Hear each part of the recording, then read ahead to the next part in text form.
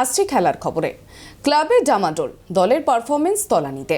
এর মধ্যেই এটিকে মোহনবাগানকে শোকজ করল রাজ্য সরকার। গত সোমবার আইএসএল এর এটিকে মোহনবাগান বনাম চেন্নাইন এফসির ম্যাচ চলাকালীন বিবেকানন্দ যুব ভারতী ক্রীড়াঙ্গনের ফ্লাড লাইটের একাংশ নিভে গিয়েছিল। তার কারণ জানতে চাইল রাজ্য সরকার। ওই ম্যাচের আয়োজক ছিল এটিকে মোহনবাগান। ম্যাচের দ্বিতীয়ার্ধের খেলা শুরু হতেই স্টেডিয়ামের প্রেস বক্সের দিকের ফ্লাড লাইটের কিছু অংশ হঠাৎই নিভে যায়। 52 থেকে 64, প্রায় 12 মিনিট খেলা বন্ধ রাখতে হয়। পরে সমস্ত আলো জ্বললে আবার শুরু হয় খেলা। কেন এই ঘটনা ঘটল তা জানতে চেয়ে এটিকে মোহনবাগান প্রাইভেট লিমিটেডকে মঙ্গলবার চিঠি পাঠালেন যুব ভারতী স্টেডিয়ামের চিফ এক্সিকিউটিভ অফিসার দেব কুমার নন্দন।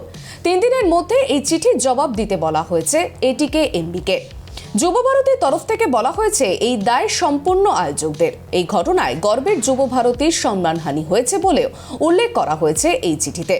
সে চিঠিতে লেখা রয়েছে, এশিয়ার অন্যতম সেরা ফুটবল স্টেডিয়াম যুব ভারতী। 2017 সালে অনূর্ধ্ব-17 বিশ্বকাপ আয়োজন করেছে এই মাঠ। একাধিক আন্তর্জাতিক ম্যাচ হয়েছে এখানে। 10ই অক্টোবর এই মাঠে এটিকে মোহনবাগান এবং চেন্নাইন এফসির মধ্যে আইএসএল এর খেলা ছিল। সেই ম্যাচের দ্বিতীয়ার্ধে 12 মিনিটের জন্য মাঠের আলো নিভে যায়। রাজ্যের গর্বের কারণ এই মাঠ। সেই মাঠে এই ঘটনা যুব ভারতীর ঐতিহ্যে একটি কালো দাগ হয়ে থাকবে। আয়োজকদের ব্যর্থতার কারণেই মাঠের আলো নিভেছিল। এই ঘটনার ব্যাখ্যা দিতে হবে আয়োজকদের। 3 দিনের মধ্যে উত্তর দিতে হবে তাদের। এটিকে সরানো নিয়ে গোলমাল বেঁধেছে ক্লাবের অন্দরে।